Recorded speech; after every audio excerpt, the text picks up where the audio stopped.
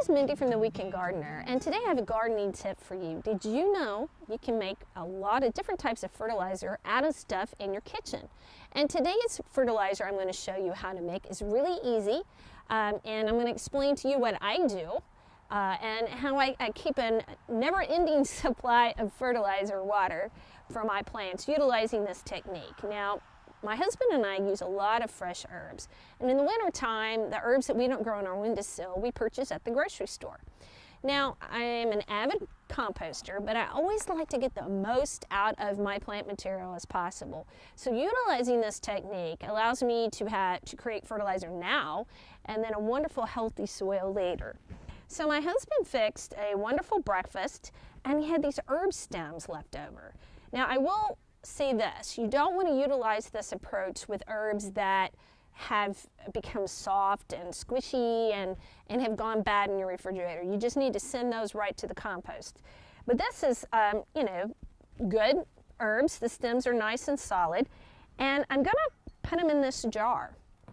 Now what I'm going to do is I'm going to pour water over them. Now while I would initially use hot water, if I have this jar, on my windowsill, and I just continue to add herbs to it. And then when I need to water my house plants, I strain the herb stems out of the jar, and I use that water to water my house plants. And that water is high in nitrogen. It's a nice, healthy type of fertilizer for your indoor plants, and it's not going to cause an excessive growth. You know, you don't want to fertilize in the wintertime, but it's not going to cause, excessive growth in the winter, so you don't have to worry about that issue. But it's a great use of herb stems. So once you, and there's no steadfast rule as far as the amount of time it needs to steep. You let it steep as long as you need it to steep. If you initially start off with hot water, make sure you leave the lid off until the water cools, and then you can put the lid on.